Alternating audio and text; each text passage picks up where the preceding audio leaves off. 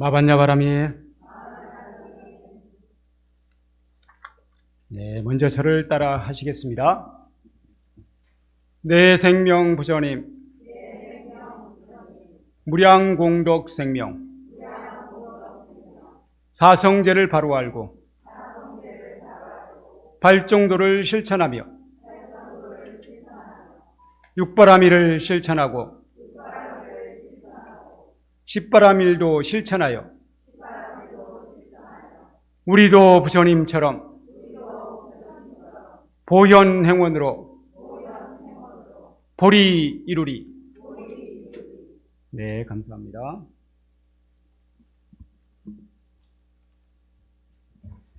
네, 오늘은 이제 부처님 오신 날을 며칠 앞두고 부처님을 섬기는 공덕에 대해서 한번 생각해 보도록 하겠습니다.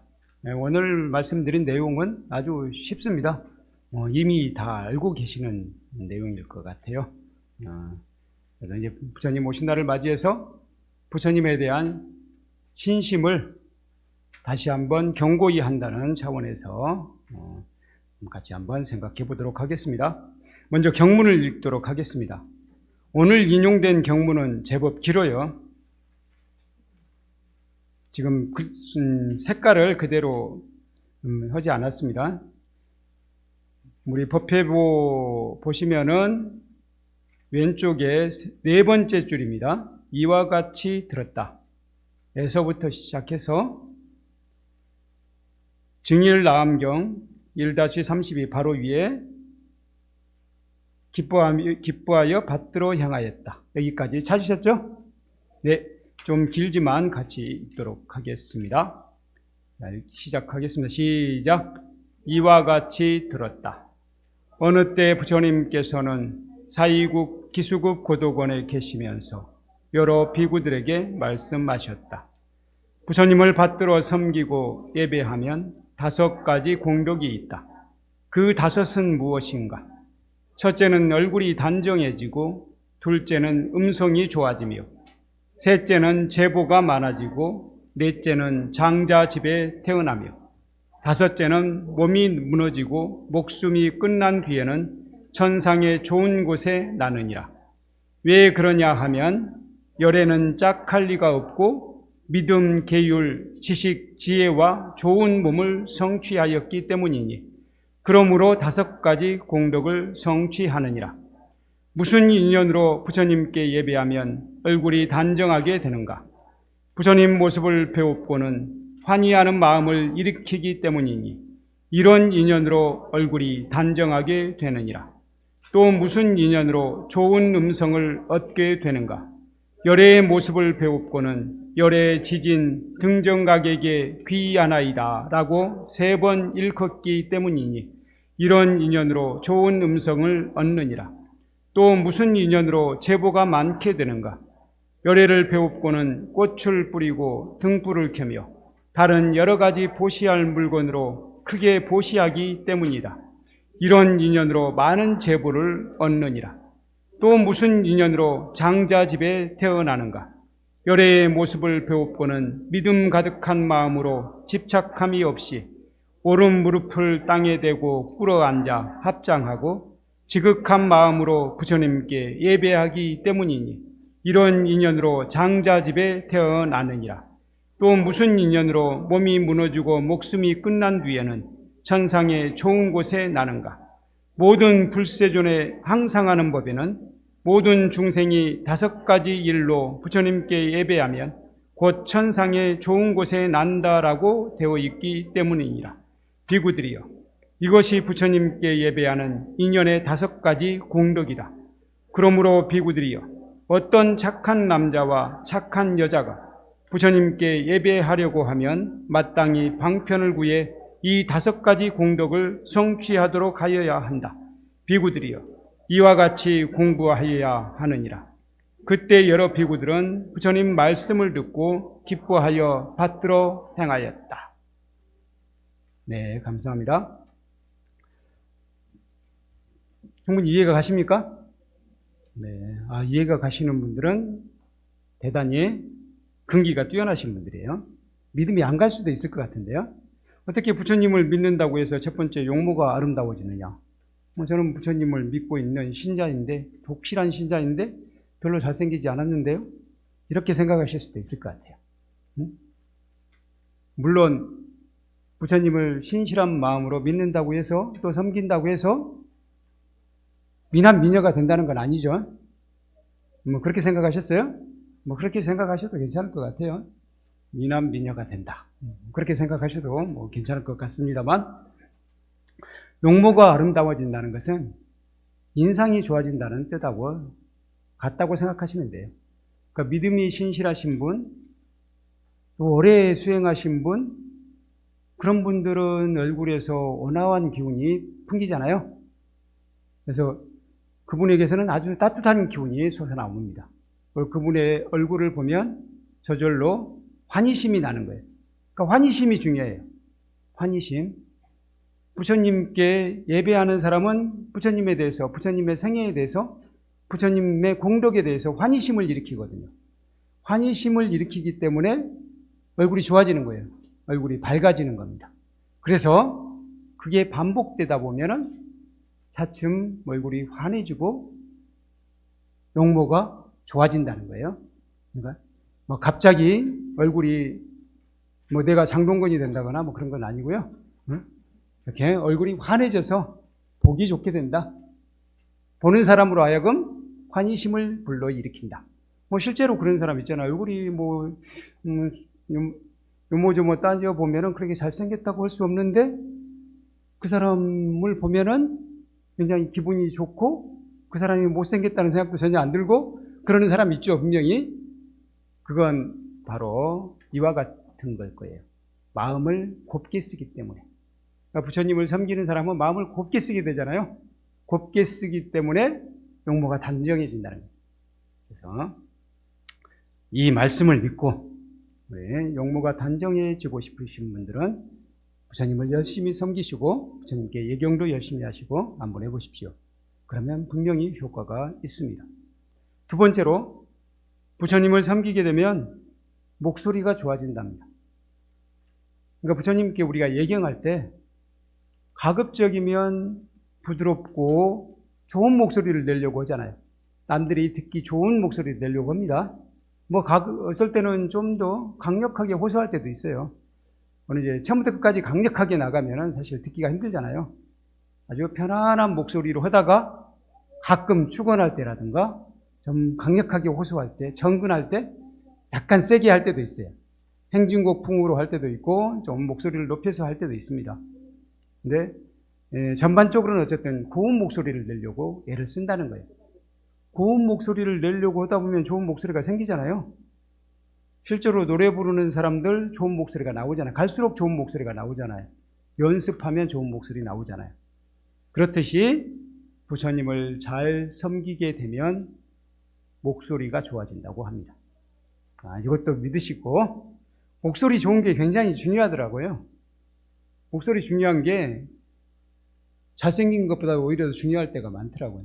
제가 유튜브 방송을 해보니까 그걸 더 많이 느끼겠어요. 목소리가 더 중요하구나. 목소리도 중요하지만 발음도 중요하구나. 정확하게 발음하는 거. 그것도 하루아침에 안 되더라고요. 근데 늘 연습을 하고, 부처님께 기도를 할 때도 정확한 발음으로 하려고 애를 쓰고, 그렇게 하다 보면은 자연스럽게 목소리도 좋아지고, 또 말도 잘하게 되고, 그렇게 되리라고 생각합니다. 어떤 것이든 우리가 노력하다 보면 조금씩 나아지잖아요. 물론 이제 안 좋았던 목소리가 갑자기 꾀꼬리 같은 목소리가 된다거나 그러지는 않겠지만 자기 한계 내에서는 충분히 좋게 된다 하는 것입니다. 세 번째로, 이걸 제일 안 믿으실지 모르겠어요. 부처님을 섬기게 되면 부유해진대요. 부처님을 섬기게 되면 부유해진다고 합니다. 그 섬기게 되면 부유해지는 이유를 부처님은 이렇게 말씀하셨어요. 우리 경문에 나와 있죠. 무슨 인연으로 제보가 많게 되는가? 열애를 배워보는 꽃을 뿌리고 등불을 켜며 다른 여러 가지 보시할 물건으로 크게 보시하기 때문이다. 사실은 우리가 부유해지는 이유가 보시를 많이 하기 때문이에요. 아니 보시를 많이 하면 손해를 보지 무슨 부유해집니까? 이렇게 생각할 수 있는데요. 실제로 부유한 사람들, 진짜 부유한 사람들은 대체로 보시를 많이 합니다. 아마 세계에서 제일 많이 보시한 분이 빌 게이츠일 거예요. 그렇죠? 세계 최고의 부자 빌 게이츠가 제일 많이 할 거예요. 우리나라에서도 아마 보시의 액수로 이야기하면 삼성 그룹 아닙니까? 액수로 따지면, 비중으로 따지면 모르겠어요. 그러니까 그분의 전체 재산의 비중으로 따지면 뭐 삼성그룹이 아닐지 모르겠지만 전체 액수로 따지면 아마 삼성일 겁니다. 그렇게 보시를 많이 하는 사람들이 부유해진다는 것인데요. 한편으로는 우리가 부유하게 된 원인은 그만큼 복을 지었기 때문이라고 한답니다. 그러니까 생각해 보세요. 어떤 사람은 부유하게 태어나고 어떤 사람은 가난하게 태어난 이유가 뭘까? 네, 그렇다고 해서 지금 가난한 사람은 전생에 복을 짓지 않았기 때문이다, 이렇게 단정 짓지는 마세요. 그렇게 단정 지을 수는 없습니다. 우리의 인연은 상당히 복합적이기 때문에 그렇게 1대1로 또 단순하게 대입해서는 안 돼요. 그러니까 부처님께서도 축생으로 태어나신 적도 있고 아주 요절한 적도 있고 뭐 그러셨잖아요. 그렇게 태어나셨으면 그러면 부처님께서 어리석어서 축생으로 태어났냐 하면 그건 아니거든요. 그 인연의 복합적인 작용으로 해서 축생으로 태어나실 때도 있었다, 이렇게 봐야 되는 거예요. 그러면 가난하게 태어난 사람도 마찬가지로 그럴 수도 있어요. 어떤 인연으로 해서 이번 생에는 잠시 가난하게 태어나서 과보를 받는 것, 일정 기간의 과보를 받고 다시 좋은 곳으로 갈 수도 있는 것이거든요. 그래서 무조건 가난하게 태어난 사람은 전생의 과보 때문이다, 못생긴 사람도 과보 때문이다, 이렇게 봐서는 안 된다는 겁니다. 자기 자신만 생각하면 돼요.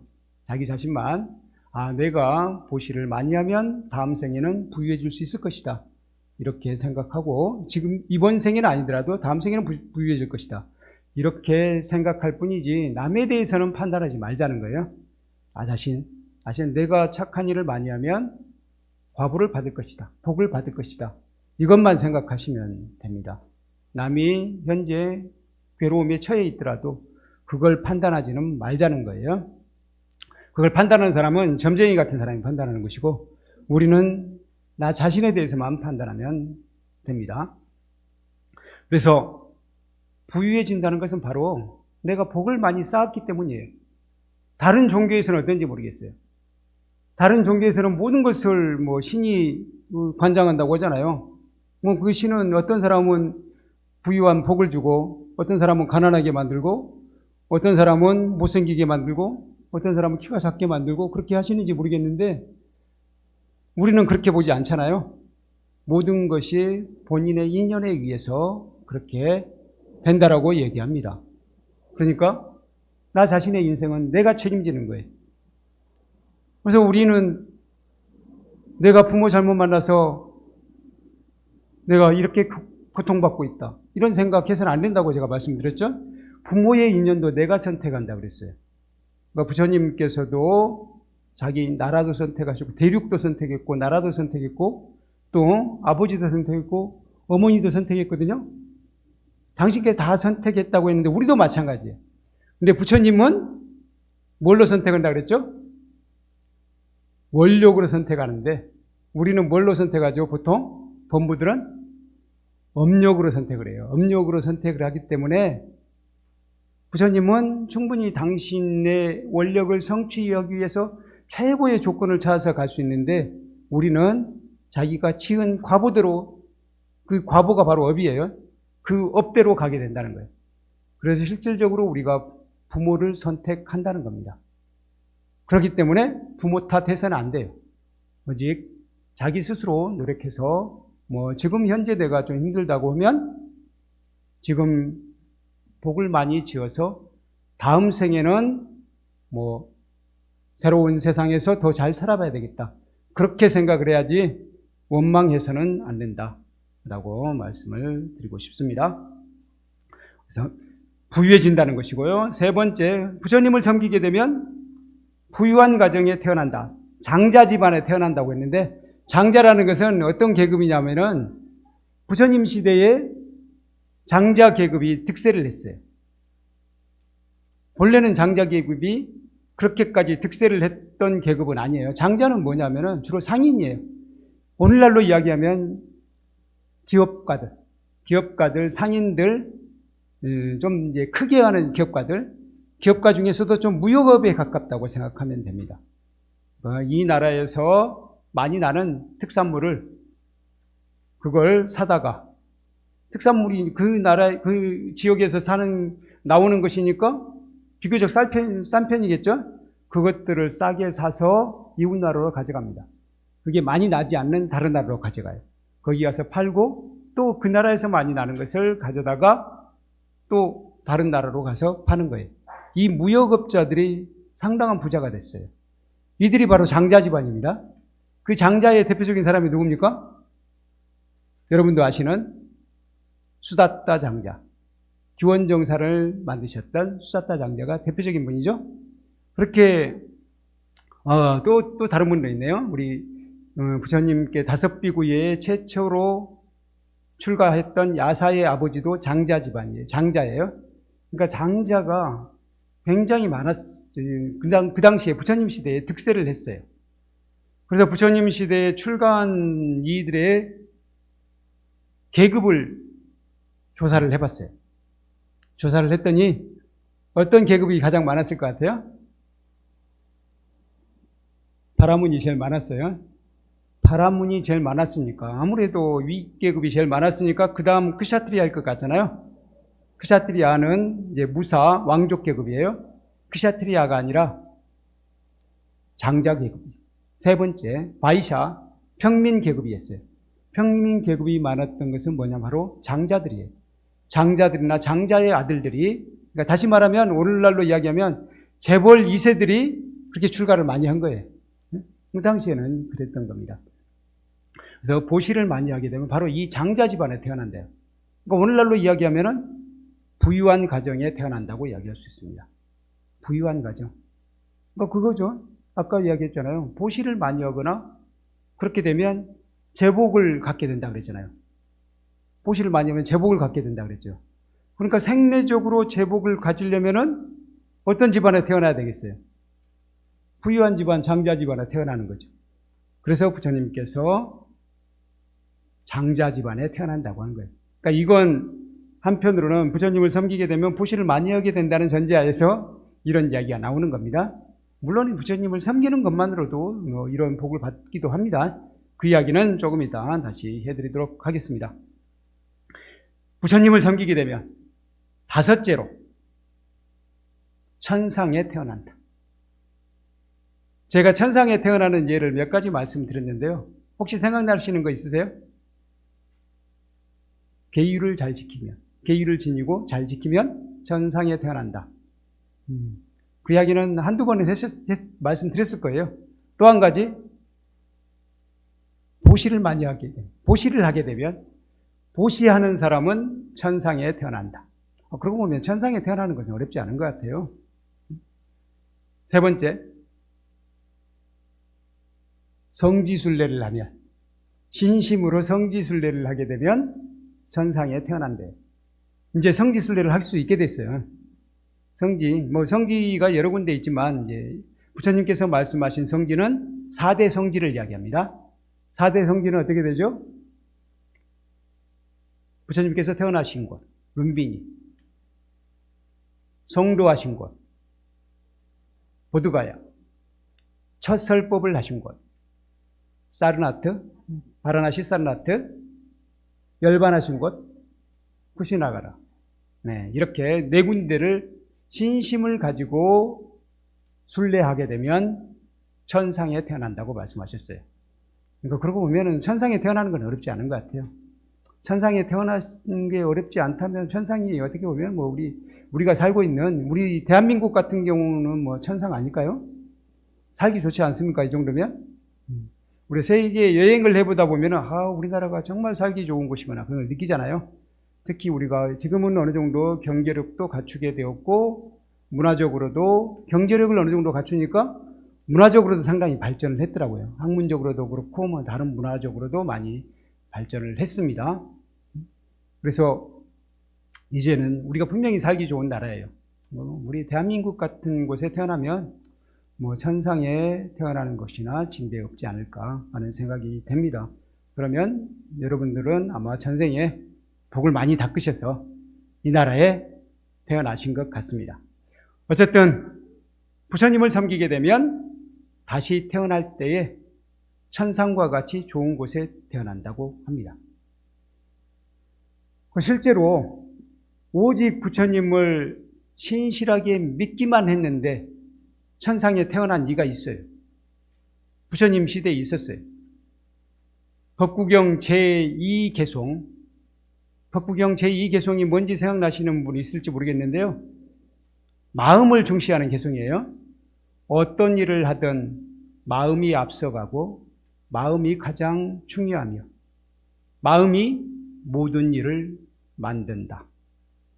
만약 밝은 마음으로 말하고 행동하면 행복이 그를 뒤따른다. 그림자가 물체를 따르듯이. 이 개송이에요. 이 개송이 태어난 배경 이야기에 보면은 바로 그런 이가 나옵니다. 오직 신심으로 천상에 태어난 이야기가 나와요.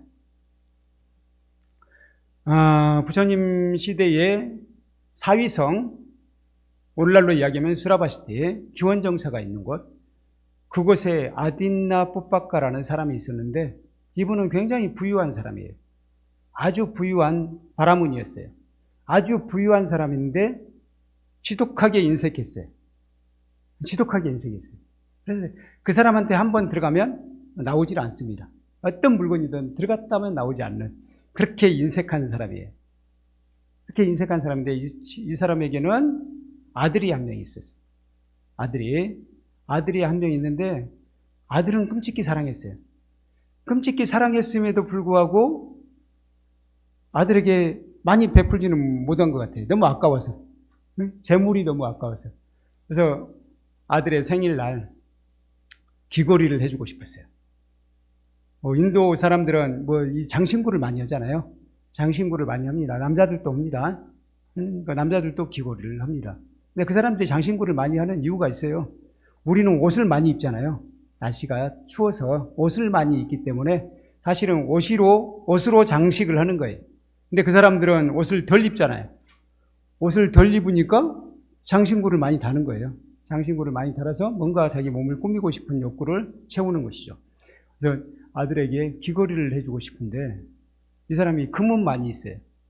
금은 많이 있는데 금은 세공사에게 맡겨서 귀걸이를 만들어 달라고 하면 되잖아요. 그런데 그 돈이 아까운 거예요. 그 돈이 아까워서 스스로 만듭니다. 근데 그 사람이 기술도 없는데 한순간 짧은 순간에 그 기술을 익힐 수 있겠습니까? 그래도 돈을 적게 들기 위해서 본인이 직접 만들어요. 직접 만들어서 아들에게 애따 선물이다 하고 줬어요. 그래도 아들은 아버지가 준 선물이니까 그걸 하고 다닙니다. 그래서 이 친구의 별명이 생겼어요. 별명은 뭐냐면 마따꾼달리예요. 마따꾼달리는 무슨 뜻이냐면 조잡한 귀걸이라는 뜻이에요. 조잡한 귀걸이를 하고 다닌다고 해서 친구들이 이름을 붙인 거예요. 마따꾼달리라는 별명이 붙었습니다. 근데 이 아이가 장성하면서 병이 걸렸어요. 황달이 걸렸어요. 황달은 아마 간이 안 좋아서일 것 같죠? 황달이 걸렸습니다. 황달이 걸려서 점점 심해지는 거예요. 그러니까 이분이 또 어머니가 그러는 거예요. 그 마따꾼달리의 어머니가 빨리 우리 아이를 병원으로 데려갑시다. 의사에게 데려갑시다. 라고 하는 거예요. 그러니까 아딘나 뽀빠카가 이야기하는 겁니다. 요즘 병원비가 얼만데 그거 아까워서 어떻게 가?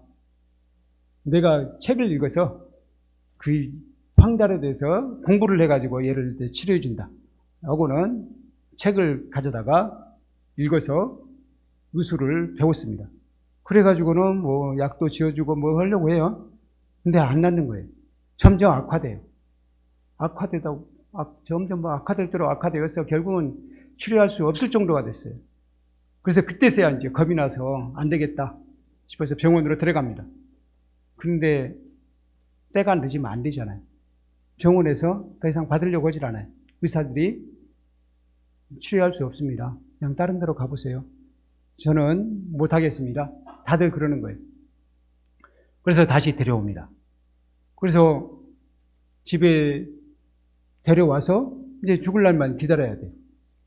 그런데 사람들이 집에 와서 아들이 아픈 것을 보면 또 아프다고, 우리 아들이 아프다고 사람들이 와서 문병하다가 자기 집안에 많은 재물들을 보면 또 그 재물들을 욕심낼까봐 아들을 집안에 두면 안 될 것 같아요. 그래서 집 밖에 정자가 있는데 그 정자로 데려갑니다. 정자로 들어가서 너는 여기서 지내라 하고 그 정자에서 지내게 합니다. 그 정자에서 하루하루 죽어가는 거예요. 그러니까 정말 안타깝죠? 그때 부처님께서 선정에 들어서 그 모습을 봅니다. 그 모습을 보고 이 아이가 불법에 인연할 때가 됐다라고 생각하십니다. 그리고는 그 아이에게 가요. 그 아이에게 마따꾼달리 그 정자로 갑니다. 정자로 가니까 마따꾼달리가 저 앞에서 진짜 환한 빛이 오면서 부처님께서 제자들과 함께 걸어오시는 거예요. 그러니까 마따꾼달리가 그게 그때 너무 환희심이 나서 합장을 합니다. 합장을 지극히 하고 부처님이 오시기를 기다려요. 그래서 부처님께서 오십니다. 부처님께서 오시니까 마따꾼달리가 이렇게 이야기합니다.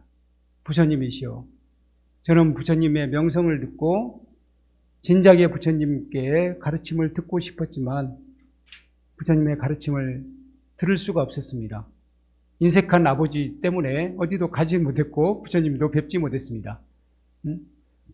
아버지가 부처님을 초청하셔서 부처님의 법문을 들으셨다면 제가 부처님을 믿고 따를 수 있었을 텐데 그러지 못했습니다. 참으로 죄송합니다. 라고 이야기하는.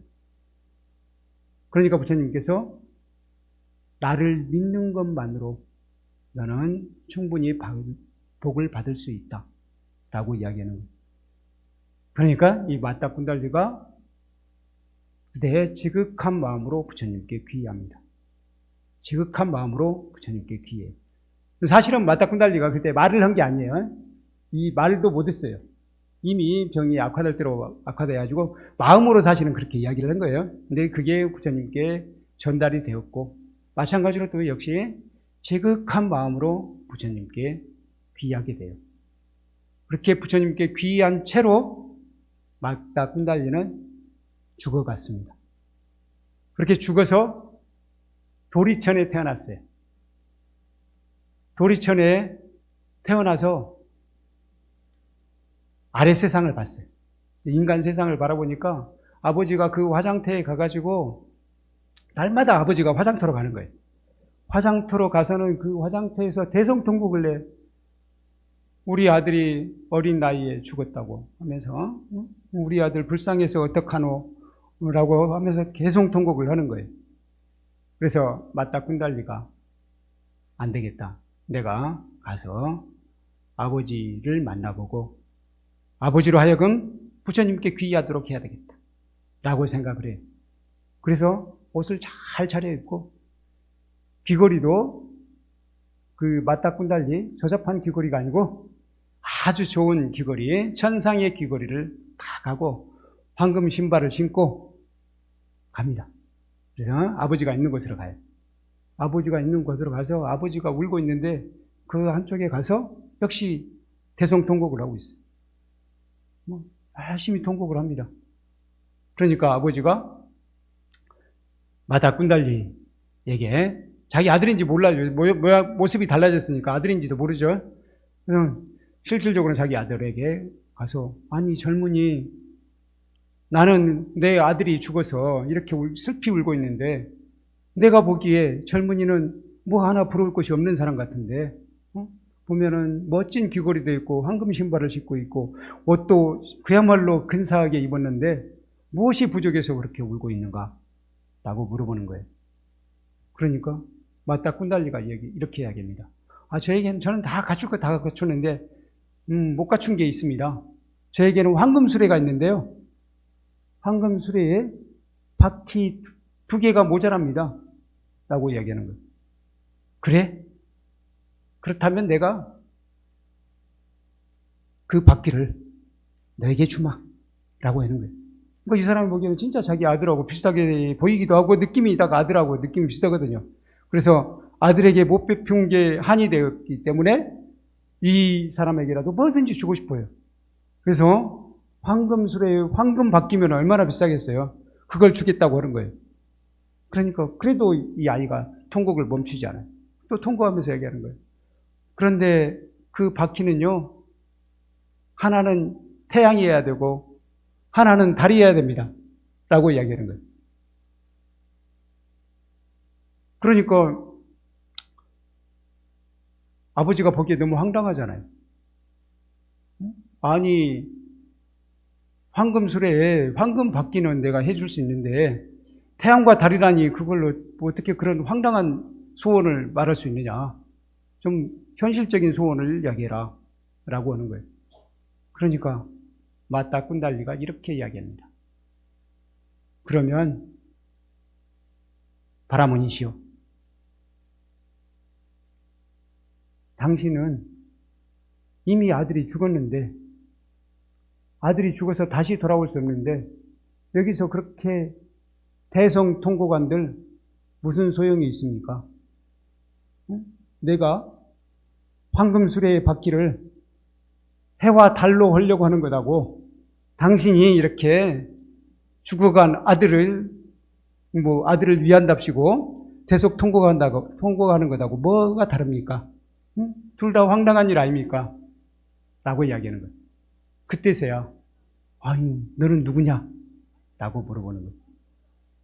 그러니까 맞다 꾼달리가 이야기합니다. 저는 바로 전생에 당신의 아들이었습니다. 라고 이야기하는 거예요. 그래서 맞다 꾼달리를 껴안고 이제 부둥켜 안고 뭔가 울었겠죠? 그러고는 물어보는 거예요. 아니 너는 아무런 공덕도 짓지 않았는데 어떻게 천상에 태어날 수 있었느냐? 라고 물어봅니다. 그러니까 그때 맞다 꾼달리가 이렇게 얘기합니다. 내가 죽기 직전에 부처님께 귀한 공덕으로 도리천에 태어날 수 있었습니다. 그래서 이 자리에 오게 되었습니다. 아버지도 부디 개과천선하셔서 이제 부처님을 댁으로 초청하셔서 공양도 하시고 법문도 들으십시오. 라고 얘기를 했습니다. 그래서 이제 천상으로 가고 꾼달리는 천상으로 가고 아버지는 돌아왔겠죠. 그리고 바로 그 즉시 부처님께 공양청을 올립니다. 그래서 부처님께서 오셨어요. 부처님께서 오셔서 부처님 법문을 듣고 이 맞다 꾼달리가 부처님의 가르침을 듣고는 바로 수다원가에 오르게 돼요. 그러니까 부처님께서 바로 아까 그 개성을 말씀하셨어요. 다시 한번 제가 해드리도록 하겠습니다. 합장하고 들으셔도 괜찮을 것 같습니다. 어떤 일을 하든 마음이 앞서가고 마음이 가장 중요하며 마음이 모든 일을 만든다. 만약 밝은 마음으로 말하고 행동하면 행복이 그를 뒤따른다. 그림자가 물체를 따르듯이. 네, 이 말을 듣고 크게 환희하여서 큰 깨달음을 얻었다고 하고요. 이 아딘나 풋박과 맞다 꾼달리의 아버지도 행복한 삶을 누리게 되었다고 합니다. 그러니까 오직 부처님께 믿음만을 가졌다는 것, 부처님을 섬기는 마음이 지극했다는 이유만으로 맞다 꾼달리는 천상에 태어나잖아요. 저는 바로 그렇다는 거예요. 그리고 부처님을 믿는 공덕은 이 5가지가 있다. 이 5가지 공덕을 생각하면서 우리가 부처님을 섬기게 된다면 우리에게 큰 복이 온다. 우리 부처님 오신 날을 맞이해서 그런 생각을 해보셨으면 합니다. 또 더불어서 저는 부처님을 마음 깊이 섬김으로써 부처님의 여러 가르침을 저절로 실천하게 된다. 이렇게 말씀드립니다. 우리 법회보 오른쪽에 보면은 거의 마지막 단락에 해당합니다. 시 바로 앞에 단락. 부처님의 어떤 가르침이냐? 첫 번째로 나라는 상을 내려놓게 된대요. 부처님을 섬기게 되면 생각해 보세요. 오직 부처님이시여 하는 마음속에 자기를 내세워놓은 마음이 있습니까? 그게 사라지게 되죠. 지극한 마음이면은 나를 내려놓게 된다는 거예요. 나라는 상, 아상을 없앨 수 있어요. 아상을 없애는 게 굉장히 중요한 수행이잖아요. 나라는 상을 내려놓게 되고요. 나라는 상을 내려놓았기 때문에 더불어 함께 사는 삶을 배우게 됩니다. 더불어 함께 사는 삶을 배우게 되고요. 셋째, 중도, 즉 팔정도를 실천하게 됩니다. 중도, 팔정도가요, 사실은 나라는 상을 내려놓는 가운데에서 이루어지는 겁니다. 왜 그러냐면 있는 그대로 본다 그랬죠. 팔정도 하나만 볼게요. 시간을 많이 쓸 수 없으니까. 팔정도 정견이라는 것은 있는 그대로 본다 그랬죠. 있는 그대로 보는 것이라고 했는데, 있는 그대로 보려면요, 나라는 상을 없애야 돼요. 내가 생각하는 바를 없애야 있는 그대로 볼 수 있어요. 근데 내가 생각하는 바가 있으면, 예를 들어서 저 사람은 못생겼다. 이게 있는 그대로 보는 겁니까? 내 생각으로 보는 겁니까? 내 생각으로 보는 거죠. 보는 각도에 따라서 잘생길 수도 있고 못생길 수도 있는 거잖아요. 근데 제 생각으로 보게 되는 거예요. 그 생각을 없애준다는 것이죠. 부처님을 섬기는 마음속에서 바로 정견이 이루어지게 됩니다. 그래서 중도, 팔정도를 실천하게 된다고 말씀을 드리고요. 그리고 보현행원의 참다운 실천이 이루어집니다. 보현행원의 첫 번째는 뭐예요? 모든 부처님께 예경하겠습니다. 모든 부처님께 예경하겠습니다죠? 바로 예경이 바로 부처님을 섬기는 것으로부터 나오잖아요. 부처님을 찬탄하는 것 역시 마찬가지예요. 찬탄하는 것 역시 마찬가지로 부처님을 섬기는 마음 속에서 일어납니다. 섬기는 마음이 지극해지면 부처님을 찬탄하게 되고요. 참여하는 것도 마찬가지. 나를 내려놓음으로써 찬탄하는 것이지, 나 자신을 내세우면서 참여하는 게 아니거든요. 나 자신을 내려놓고 참여하는 것이에요. 그리고 공양하는 것 마찬가지로 내 것이라는 생각으로부터 벗어났기 때문에 공양할 수 있잖아요. 남이 짓는 공덕을 기뻐하는 것 마찬가지로 나 자신을 내려놓을 때 가능합니다. 결국 보현행원의 참다운 실천이 부처님을 지극히 섬기는 마음으로부터 시작될 수 있다 하는 것입니다. 그래서 부처님을 섬기는 것, 이거 간단한 것 같지만 어떻게 보면은 가장 쉬운 것 같지만 가장 중요한 것이기도 하다. 이렇게 말씀을 드릴 수가 있습니다. 그래서 우리 불자들은 나는 불교는 어려워서 못하겠어요. 그런 분들은 부처님 섬기는 것은 가능하잖아요. 섬기는 것을 가능하면 사실 섬기는 것 속에 방금 얘가 말씀드렸죠. 다 들어있잖아요. 중도, 팔정도, 보현행원이 들어있잖아요. 그래서 나는 불교 공부 너무 어려워서 자신 없습니다 하면 부처님을 섬기는 것부터 시작해보자는 거예요. 섬기는 것 안에 사실은 전부가 들어있다라고 저는 자신 있게 말씀드리겠습니다. 그래서 이번 부처님 모신 날을 기해서 부처님을 섬기는 것부터 시작해보자, 또는 부처님 섬기는 것을 좀 더 깊이 하여보자 라고 말씀드립니다. 그러면 우리 늘 그랬듯이 시 한 편 감상하도록 하겠습니다. 찾으셨죠? 같이 읽으실까요? 시작. 뜰 앞에 핀 오직 한 무더기의 꽃, 선명한 그 빛깔 꽃다발보다 나아라. 신롱씨는 옛날에 뭐라 이름을 지었을까? 사람들이 불종하라 부르는 게 나는 좋아라. 이 불두화를 여기는 불종화라고도 부르네요. 부처님의 정수리라는 의미로 불정화라고도 했습니다.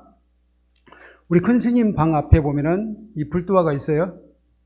보셨어요? 오늘 꼭 한번 보고 가셔요. 그리고 법당 좌우에도 있습니다. 지금 여기서도 보이는 것 같아요. 그래서 제가 가리키는 쪽 지금 불두화가 있습니다. 불두화를 잘 감상해 보십시오. 저 불두화를 가만히 보면은 부처님의 머리 부분하고 좀 비슷해요. 그렇습니까? 부처님은 왜 삭발을 안 하셨을까 궁금하지 않으셨어요? 예, 어떻게 보면 전설일 수도 있는데요. 부처님께서 출가를 하셔서 부처님이 긴 칼로 삭발을 하셨어요. 긴 칼로. 그래서 한 손으로는 이렇게 머리를 잡고 이렇게 자르셨다는 거예요. 이렇게 자르셨는지 이렇게 자르셨는지 모르겠어요. 어떻게 자르셨어요? 딱 이렇게 잡고 계속 자르셨는데 그러면 손가락 마디 정도는 남았을 거 아니에요. 그 남은 머리카락이 오른쪽으로 3바퀴 또르르 말렸다고 합니다. 또르르 말려서 저 모양이 되셨대요. 그리고 부처님 경전 속에서 여러분들 부처님께서 삭발하고 가사를 수하시고 탁발을 나셨다. 그런 경전 구절 보신 적 있으세요? 보셨으면 저한테 좀 말씀 좀 해주셔요. 저는 아직 못 봤습니다. 그래서 어쨌든 경전이나 논설상으로는 부처님께서 한 번도 삭발을 하지 않으신 걸로 나와요. 실제로 아는지 여신지는 모르겠지만 어쨌든 그렇게 나와서 그러면 부처님께서는 출가하실 때 자른 머리 그대로 평생 가셨다. 우리는 그렇게 판단을 하는 거예요. 삭발을 하셨다면 어쨌든 머리카락이 더 잘 빠졌거나 다른 모양이 나왔을 거 아니에요. 그래서 부처님의 머리를 항상 저렇게 저런 모양으로 우리는 만드는 겁니다. 불상을 만들 때도 마찬가지예요. 그런데 그 부처님의 두상과 저 불두화가 유사하다는 거예요. 유사할 둥근 모양이 둥글게 있고 꽃잎이 이렇게 작게 어우러져 있는 모습, 둥글게 어우러져 있는 모습이 마치 부처님의 두상을 연상케 한다. 그래서 불두화예요. 그리고 부처님의 머리 위에 보면은 약간 솟아나온 부분이 있죠. 솟아나온 부분은 육계라고 하는데요. 어떤 경우는 거기에도 머리카락이 있는 것으로 나오기도 하고, 지금 우리 금강경사의 부처님은 머리카락이 안 보여요. 머리카락이 없이 그냥 맨살처럼 보이기도 합니다. 그렇게도 그려지기도 합니다. 근데 어쨌든 거기는 이제 육계라고 해요. 육계. 근데 그 부분도 마찬가지로 이렇게 불두화 모양처럼 그렇게 그리기도 해요. 그래서 우리 용담조관 선사께서는 그 불종화라는 이름도 붙였네요. 불종화. 사실 생각해 보면은 모든 세상 만물 또 이 꽃들 이런 것들이 어떻게 보면 다 부처님 마음을 표현했다고 이야기할 수 있어요. 어떤 꽃들도 다 원만해요. 저들이 뭐 아상, 인상, 중생상, 수자상 이런 거 안 갖고 있어요. 오히려 원만하게 조화를 이루면서 살고 있기 때문에 오히려 부처님의 원만한 상을 부족하고 이야기할 수 있습니다. 그런데 그 중에서도 불두화는 우리 부처님 머리를 닮았으니까 뭐 특별히 더 원만하다고 할 수는 없지만 우리는 그런 마음을 낼 수는 있잖아요. 부처님이라고 생각하고 우리 불두화를 공경하는 마음, 뭐 그런 건 가져도 괜찮을 것 같습니다. 바로 그거예요. 그 시를, 그런 내용을 읊은 시입니다. 사람들이 불종하라 부르는 게, 사람들이 불두화라 부르는 게 나는 좋아라. 그러니까 우리 부처님께서 그만큼 많은 사람들에게 알려졌기 때문에 사람들이 부처님 머리와 닮았다 해서 저 꽃을 불두화라 부른 거잖아요. 그게 참 좋다는 거예요. 그래서 불두화를 보고 우리 역시 또 마침 부처님 오신 날을 계속 활짝 피었잖아요. 부처님 오신 날 5월 8일쯤 되면은 지금보다 더 활짝 필 것 같아요. 불두화를 또 잘 감상하시면서 관심을 내보시기 바랍니다. 네, 감사합니다. 그럼 마지막으로 저를 따라 하시겠습니다. 내 생명 부처님, 무량공덕 생명,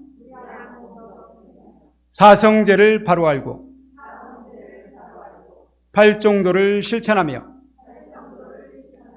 육바라밀을 실천하고 십바라밀도 실천하여 우리도 부처님처럼 보현행원으로 보리 이루리. 네, 감사합니다. 마반야 바람이.